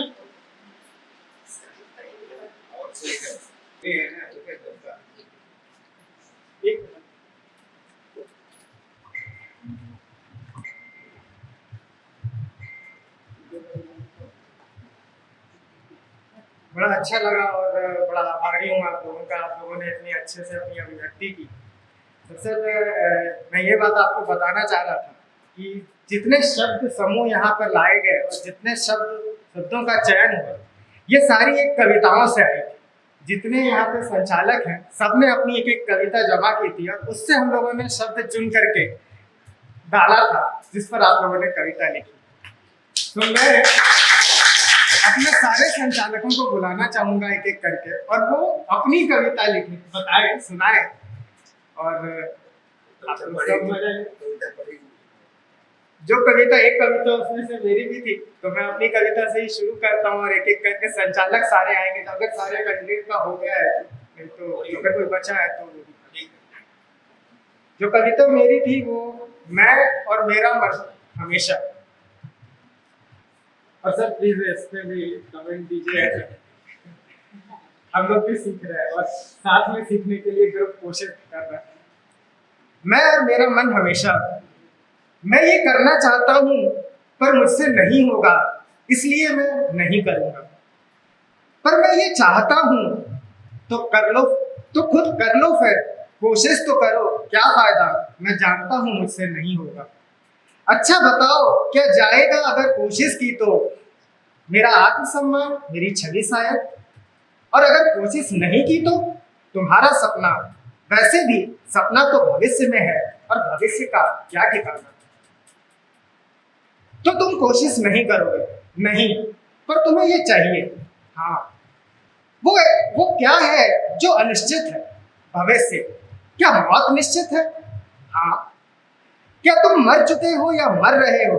नहीं। तो मौत भविष्य में है? हाँ, पर भविष्य तो अनिश्चित है ना? हाँ, पर दोनों तो एक साथ सही नहीं हो सकते। नहीं। ठीक है, मैं कोशिश करूंगा। पक्का ना? पूरे तन मन धन से करोगे? देखो तुम मुझे परेशान कर रहे हो, मुझे अकेला छोड़ दो, अभी कुछ पक्का नहीं। अरे यार अभी जाने तो दो। जब मैं जवान था तब मैं समझदार था और मन बच्चा, उम्र गुजरते हुए मन समझदार होता गया। काश मैंने कोशिश कर ली होती, मेरे साथ क्या गलत हो गया। हिम्मत मेरे दोस्त, हिम्मत, जो ना मन का गुण है ना मौत का।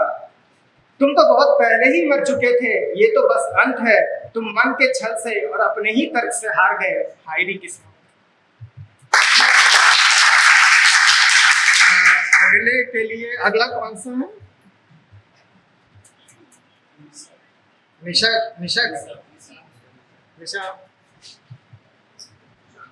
फूल भरा प्रेम शब्द। ठीक है।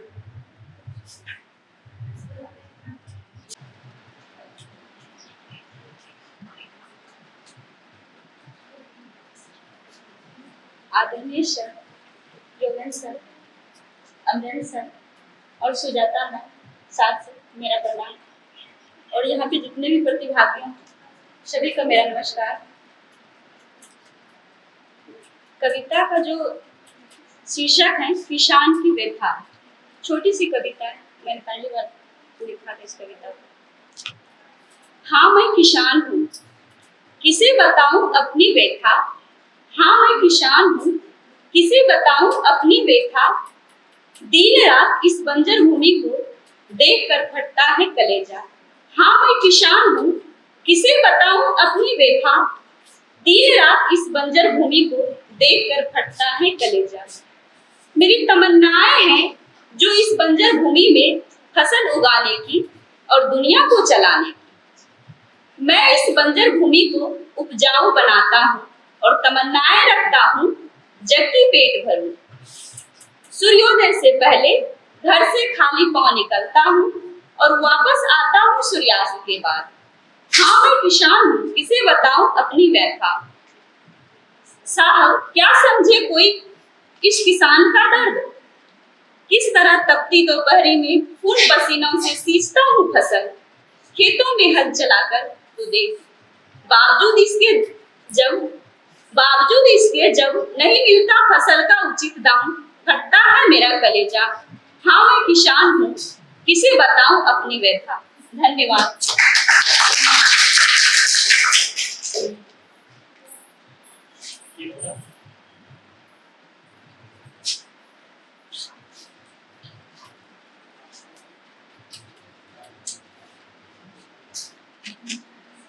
मंच पर उपस्थित सभी सम्मानित जनों को मेरा प्रणाम और सहपाठियों को नमस्कार।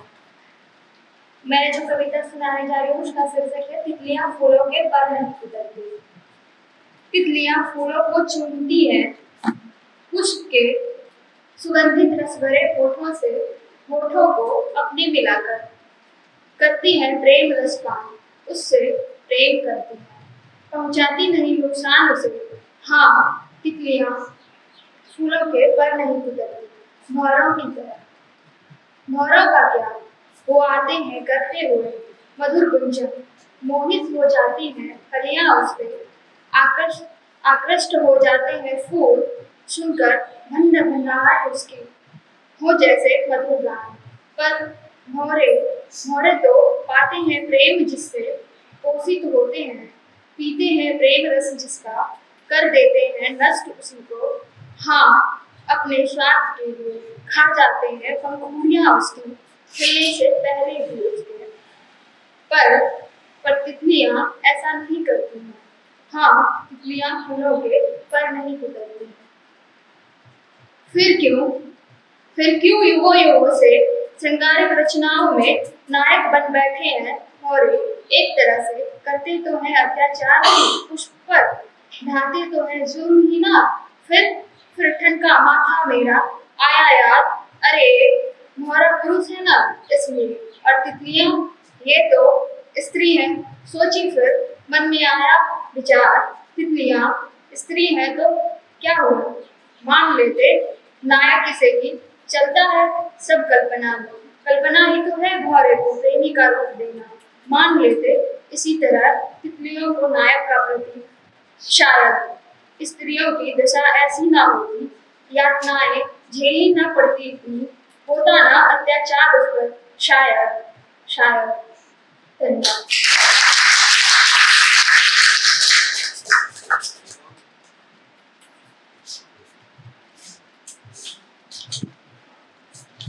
किसान का एक कविता है। मिट्टी से जुड़कर तुम इन खेतों में लहराए हैं, मिट्टी से जुड़कर तुम इन खेतों में लहराए हैं, सुखी सी बंजर जमीन को उपजाऊ बनाए। तेरे इन संघर्षों में तेरी ही विजय हो, जय हो किसान तेरी सदा सदा ही जय हो। हे अन्नदाता, आज के तुम्हारे संघर्षों को, तुम्हारे संघर्षों को भूखा खुद रहकर तू हम सबके पेट भराए हैं, भूखा खुद रह करके तू हम सबके पेट भराए हैं, दिन रात की अपनी मेहनत से हमको रोटी तू खिलाए। इस भूख मिटाने के दौर में तेरी जीत तय हो, इस भूख मिटाने के दौर में तेरी जीत तय हो, जय हो किसान तेरी सदा सदा ही जय हो। हे अन्नदाता, आज के तुम्हारे संघर्षों को नमन, संघर्षों को। गांव की गर्मी सहकर तू अपना जिस्म जलाए हैं, गांव की गर्मी सहकर तू जो अपना जिस्म जलाए हैं, एसी की ठंडक में हमको चैन की नींद सुलाए हैं। हर तरफ इस अंधकार में तेरी भी सुबह है, हर तरफ इस अंधकार में तेरी भी सुबह है, जय हो किसान तेरी सदा सदा ही जय हो। हे अन्नदाता, आज के तुम्हारे संघर्षों को नमन, संघर्षों को। सारे सुखी छोड़ के तू जो अपना जीवन बिताए हैं, अपने इस हस्ती पे हम बेमतलब भी इतराए हैं। अस्त व्यस्त इस जीवन में तेरा भी समय हो, जय हो किसान तेरी सदा सदा ही जय हो। हे अन्नदाता, आज के तुम्हारे संघर्षों को नमन, संघर्षों को।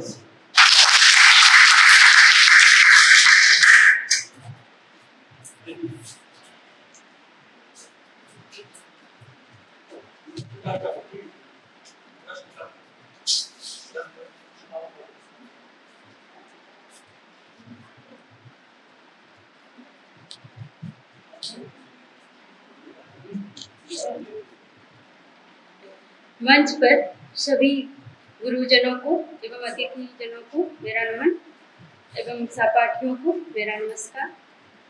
मेरी कविता का शीर्षक है माँ। माँ, तेरे बिना कठिन है एक दिन भी गुजारना। माँ, तेरे बिना कठिन है एक दिन भी गुजारना। याद आती है मुझे वो तुम्हारे हाथ की नरम रोटी। माँ, मुश्किल है तुम्हारे बिना एक पल जीना। जब दिल मेरा घबराता है तुम्हारे पास जाने का ख्याल आता है। फिर याद आती है मुझे वो बचपन के दिन जब तू कहती रहती और मैं तेरी एक ना सुनती थी, तेरी बातों को करके अनसुनी ढूंढती रहती जहाँ तहाँ। माँ तेरे बिना कठिन है एक दिन भी गुजारना। तब तू प्यार से डांट कर मुझे खिलाती थी गोद में बिठाकर। माँ तेरे बिना कठिन है एक दिन भी गुजारना। माँ बीत गए वो दिन, बीत गए वो हर पल, बीत गए वो तुम्हारा डांटना, बीत गए वो तुम्हारा दुलराना और तुम्हारे नरम नरम हाथ की रोटी खाना। अब तो अक्सर तुमसे दूर रहना होता है माँ, तुम्हारे बिना एक दिन भी दिन गुजारना अब तो कठिन सा लगता है। धन्यवाद।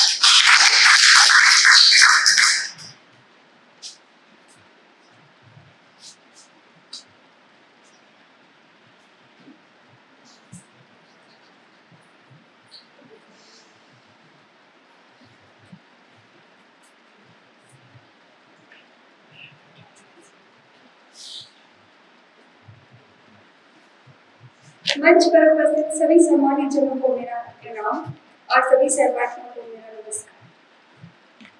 मेरी कविता का शीर्षक है मुझे खुले आसमान में भागना ही है। खुले आसमान में भागना ही है। मुझे चिड़ियों की तरह चहकना और फूलों सा महकना भी है। नदियों सा आबाद गति से बहना और बरसात की बूंदों सा मन के धोना है सभी को।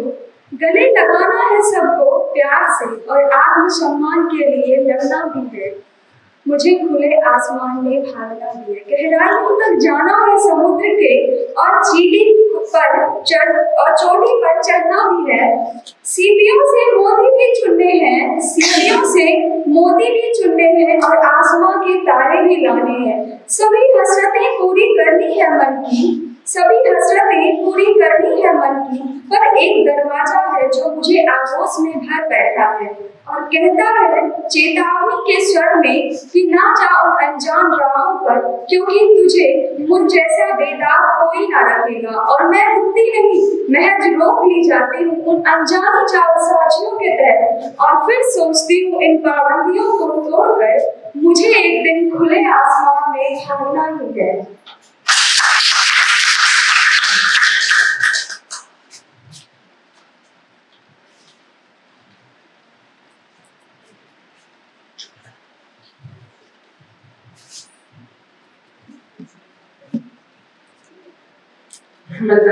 सभी सम्मानित अतिथियों को मेरा सादर प्रणाम। प्रसाद में उपस्थित सभी सहपाठियों को मेरा नमस्कार। हमें आगे पढ़ाने में शिक्षकों की महत्वपूर्ण भूमिका रहती है और मेरी जो कविता है उसका शीर्षक है शिक्षक। शिक्षक का जो था कर्तव्य वो आपने निभाया, मोम की भांति स्वयं जलकर मेरे जीवन में प्रकाश फैलाया। जब भी मैं असफल हुआ हर वक्त हौसला बढ़ाया, हमारे ऊपर सदा रहे आपकी ये छत्र छाया। हमें सुधारने की खातिर आपने हर कदम उठाया, कर्मयोग की शिक्षा दी, गीता का पाठ पढ़ाया। पशु की तरह विचरता था मैं, करता था असभ्य व्यवहार, आपके शिक्षा ने ही दिया जीने का एक नया आधार। आपका था एक ही सपना, सुयोग्य शिक्षित हो छात्र अपना, राष्ट्र को उन्नत बनाने में की आपने खुशी कुर्बान। सारे छात्रों से है निवेदन, करे शिक्षक का सम्मान, कृपा बरसेगी हमेशा, भारत फिर से बनेगा महान, भारत फिर से बनेगा महान। धन्यवाद।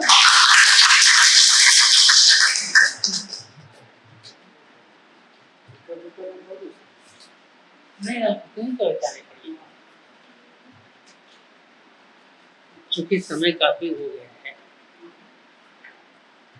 एक चीज मैं कहना चाहूंगा। अभी तो शिक्षक पर 2 कविताएं आई और चूंकि शिक्षक कोई चालू विषय है नहीं, बड़ा गंभीर विषय है और इस गंभीर विषय को हम किस तरह से, मुझे लगता है अगर निराला को आपने पढ़ा होगा तो मुझे लगता है कि आप लोगों को बिंब तो पढ़ा ही होगा, मैं इसलिए नहीं कहता हूँ कि मैं शिक्षक हूँ, बल्कि ऐसे विषयों को उठाने के लिए आपके पास कल्पनाएं हो और एक बिंब भी हो। आप सीधी बात जब करेंगे शिक्षक पर तो बात नहीं होगी कि पढ़ाते हैं, ज्ञान है उनके पास आता है, ये सारी बातें नहीं, बल्कि वेग होना चाहिए। और कुछ एक चित्र के रूप में अगर आप कहते हैं तो मुझे लगता है ज़्यादा। मुझे बहुत सारी कविताएं आई, मुझे उस कवियत्री के जो अभी नारी विमर्श पर जो करता है तो दिमाग पर कहीं पर छा जाए, कविता कुछ ही इस ढंग से लिख जाइए। अभी तितलियों पर अभी एक कविता कहा कि मैं तितली हूँ, मैं कुछ करना चाहता हूँ, बहुत अच्छी बात। फिर वो कौन सा आदमी है जो कि राह रोके खड़ा है? अब उस भयावह वो आदमी जो कि नदी के वेग को रोक रहा है, जो चट्टान, मुझे लगता है उसको भी जैसे तितली को आपने प्रतीक रूप में लिया तो उस भयावह बाधा को भी आप प्रतीक रूप में ही लीजिए, सीधे नहीं कहिए उसके बारे में। मुझे लगता है कि प्रतीक से आप शुरू हुए तो एक लय होता है ना, एक तार है और आपको बीच से चाबी से निकालना है, कहीं पर उसकी आवाज ना हो जाए, छुड़ा नहीं जाए, ये बहुत जरूरी है। आप जहां से शुरुआत करते हैं कविता का अंत भी वहीं से हो जाए तो मुझे लगता है कि कविता, उस कवियत्री ने अपने वेग को शुरू से लेकर अंत तक निभाया और कहीं आवेग नहीं है, वह वेग में है और आवेग नहीं है। कविता में इसको संभाले रखना बहुत जरूरी है। आपकी कविता वो तितली वाली मुझे अच्छी लगी, बढ़िया है। तो इस तरह से हम लोग कहते चले, कविता अचानक नहीं आएगी, कविता एक अभ्यास है, निरंतर अभ्यास।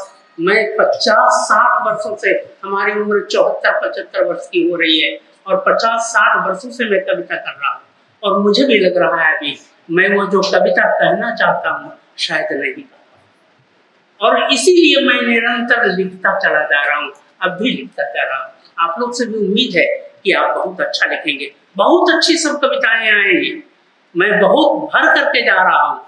लेकिन वही कि आप भी कोशिश ये करें कि कविता में हम कहाँ, आप प्रतीक की बात करती हैं, अभी बताया कविता में बिंब होना चाहिए, कल्पना होना चाहिए, संवेदना होनी चाहिए। आप जब बोलते हैं, शिक्षक जब बोलता है, क्लास में पढ़ाता है तो घर में 4 घंटा जाके पढ़ता भी है, ऐसा नहीं कि आपको पढ़ाने के ऐसे ही पढ़ा जाता है। आप जब बोलते हैं कि कविता में ये होनी चाहिए तो आप कोशिश कीजिए कि कविता में वो उतारने की भी अपनी कविता में कोशिश कीजिए। मैं ऐसी उम्मीद के साथ अपनी बात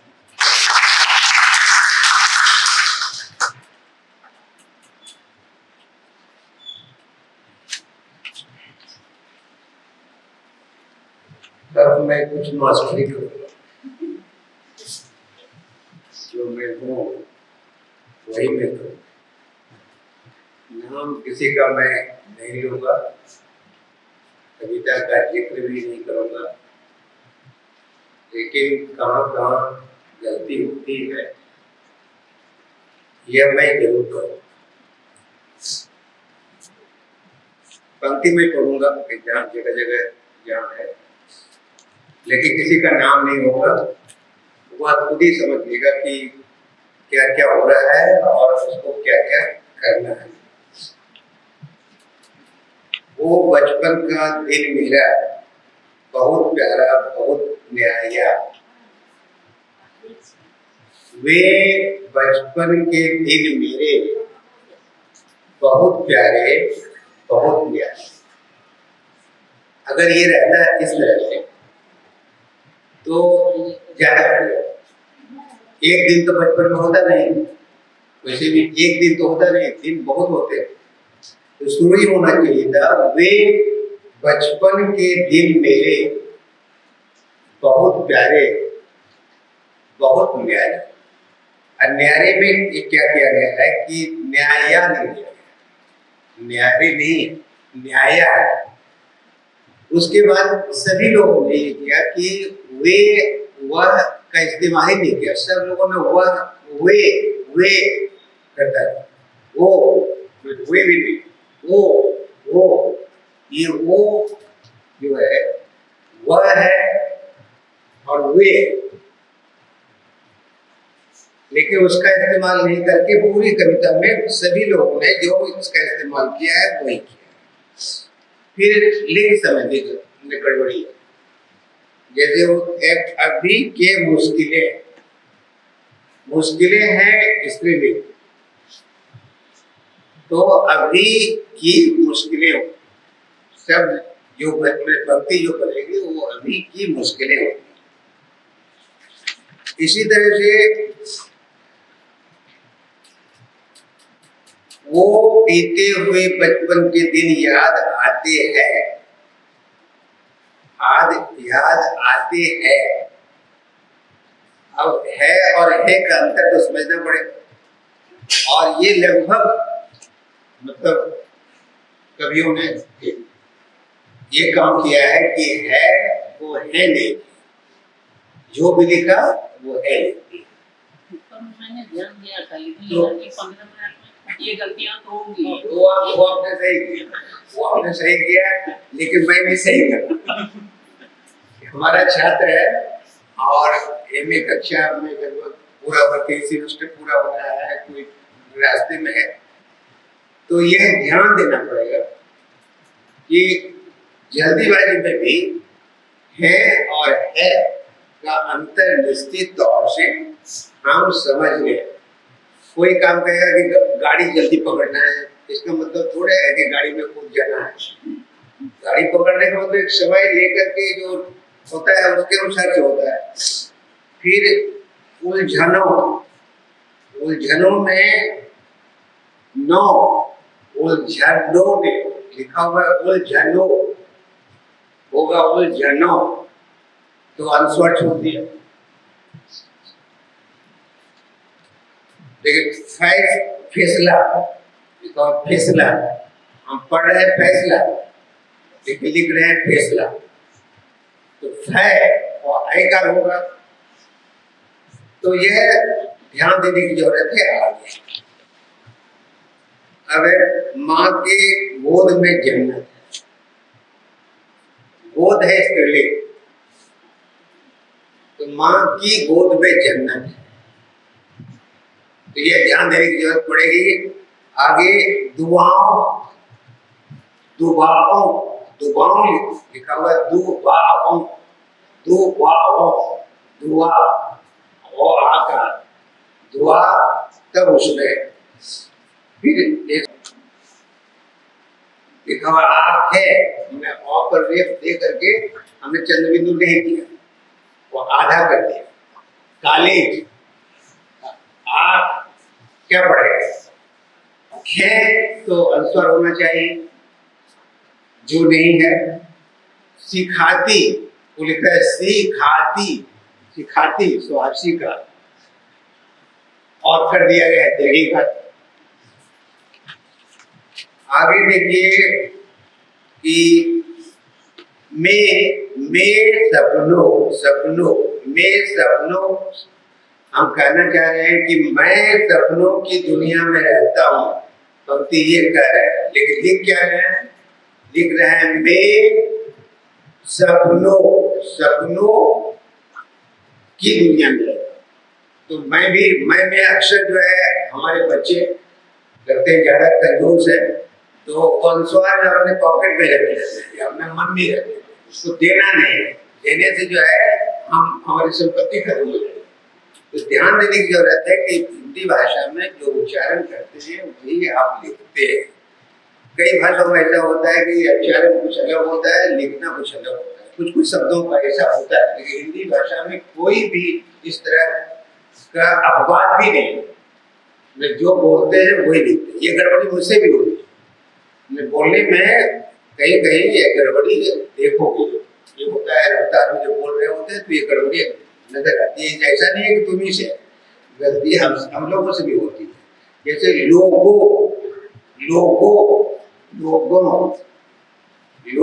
और लोगों का अंतर तो मशहूर होना ही चाहिए। वैसे ही है, जो दिखती है बेटियों के रसोई में थाली और प्लेट के रोटियों में। अब देखिए, जो दिखती है बेटियों, तो बेटियों में अनुस्वार होगा, के रसोई है स्त्रीलिंग, तो की होगा। और रसोई में दीर्घिकार होगा। फिर प्लेट के रोटियों में, तो प्लेट की रोटियों में अगर रोटियां उसको थोड़ा सा, जैसे तू बहुत दिन से लिखते रहे हैं तो हर्षोकार तो नहीं होगा, तो अधोकार होगा। तू में हर्षोकार, तू में दीर्घोकार। फिर है भावों से भर आई, भावों से भर आई। भावों, हम कह रहे हैं कि कविता में ये बात कही जा रही है कि भावों, और लिख रहे हैं भावों से, और उसी तरह डोल रहे हैं बोल न जिनके, डोल रहे हैं बोल न जिनके। तो इस तरह की गड़बड़ी कहीं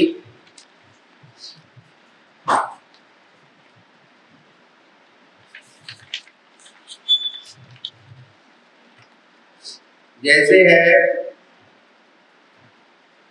लोरियां,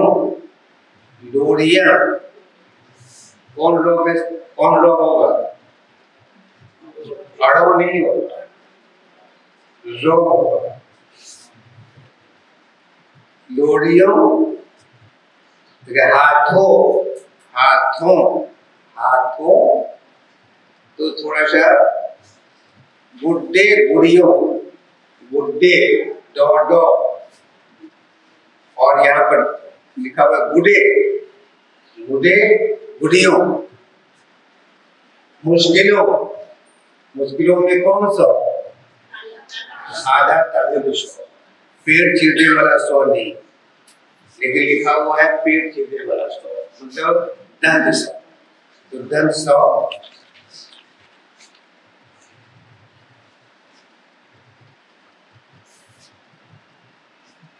पल्लू बच्चों का पसीना पोंछने, बच्चों लिखा हुआ है, बच्चों होगा, बच्चों। नीचे अगर आइए तो ठंड में क्या होता है? अगर ये दीजिएगा तो है ठंड, और लिख रहे हैं ठंड, तो पर अनुस्वार होगा, ढ पर अनुस्वार नहीं होगा। उसी तरह देखिए गांठ में ठो है, ठो होता है, गाढ़ ढो नहीं होता है। तो ठो और ढो का अंतर हम लोग सावधान हो जाएंगे तो ये सब मामला खत्म हो जाएगा। फिर जाऊंगी, यादों में वो याद बन जाऊंगी, जाओगी। जाऊं जब कहते हैं तो चंद्रबिंदु, जाऊंगी में ऊपर चंद्रबिंदु होगा। जमीन, जो मौद्रिघी का जमीन, ये है लिखा हुआ है जो महर्षि का।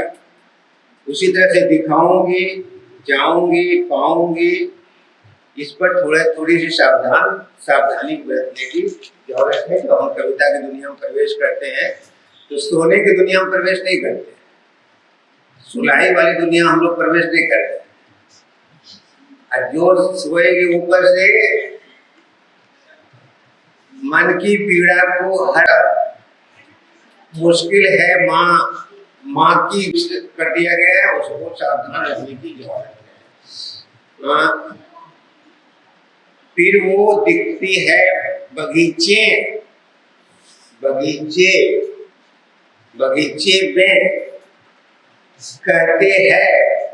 कहते हैं पूरी पंक्ति थी। फिर जन्म होता है उस भाव का जिसे लोग प्रेम कहते हैं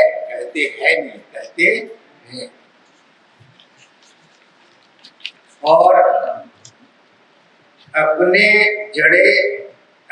जड़े इतनी मजबूत करना चाहती है। एक तो जड़ है स्त्रीलिंग, तो अपनी होगा, अपने तो होगा नहीं, अपनी जड़ें मजबूत करना चाहती है।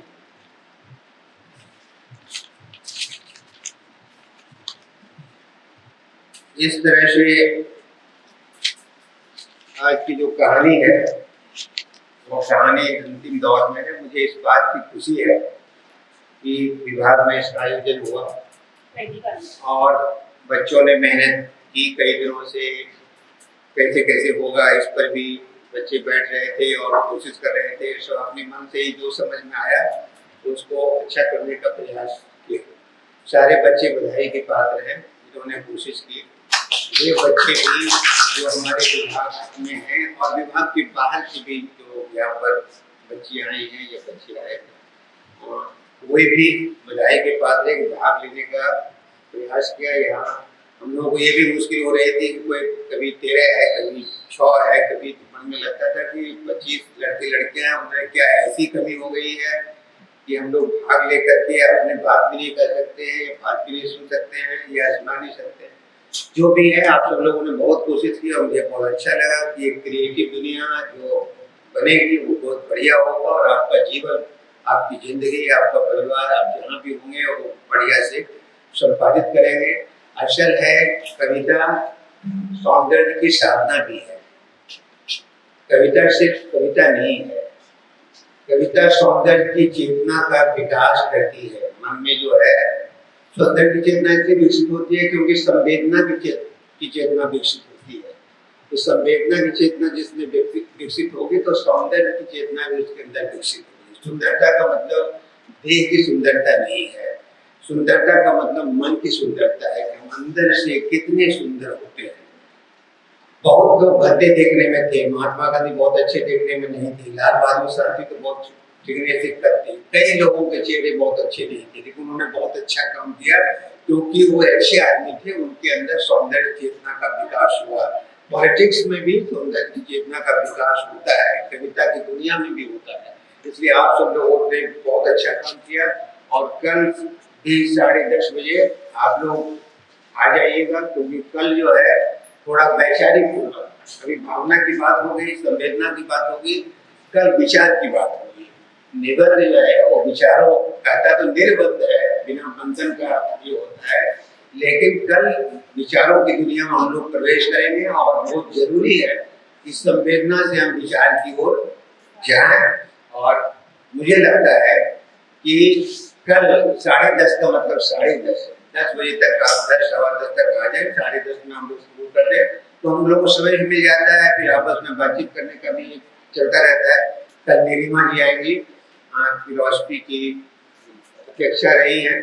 हम लोग TLB कॉलेज में एक साथ 94 में आए हैं, वो फिलॉसफी में थी और वो हिंदी में थे, फिर यहाँ अध्यक्ष बनी। अच्छी पकड़ है, अच्छा सोचती हैं, तो कल वो आएंगी। और मैं तो भात दाल तरकारी में शाम का होना जरूरी होता है, तो हम तो रहेंगे, हर हाल में रहेंगे, हर दिन रहेंगे। तो कल 10:30 बजे, ये नहीं कि आज कविता थी तो आ गए, हमने लिखा था। कल जो है चूंकि निबंध है इसलिए घर में बैठ जाएंगे। बिना निबंधों का, बिना वैचारिक व्यक्ति का आप बढ़िया कविता भी नहीं लिख सकते। अगर विचार अच्छे नहीं हैं तो कभी भी आप अच्छे नहीं हो सकते हैं। इसलिए विचार दृष्टि देती है, बताती है कि क्या अच्छा है क्या बुरा है, और इसलिए कल हम लोग निश्चित हो जाए। आप लोगों को बहुत बहुत धन्यवाद, बहुत बहुत बधाई। चलिए आपको भी बधाई की। जाने से पहले एक सोचना है आगे का प्रोग्राम है। अपनी अपनी कविताएं आप लोग वापस ले लें और सारी कविताएं हिंदी शाला का एक वेबसाइट तैयार कर रहा है, उसमें ये सारी कविताएं डिफरेंट जो जॉनर था उसके अंदर चली जाएगी। तो जो ग्रुप बना हुआ है व्हाट्सएप में, आप लोग सब जुड़े हुए हैं। कविताओं को आप ले लें, कविताओं को आप मतलब टाइप करके जो शुद्धि करनी है उसको टाइप करके आप लोग सारे के सारे व्हाट्सएप ग्रुप पर भेज दें।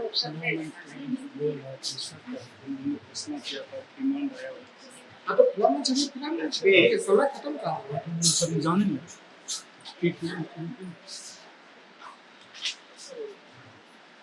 शायद उस वीडियो में एक चीज और था जिसका मतलब जिसकी की मांग अभी आई घर से, खुला मंच।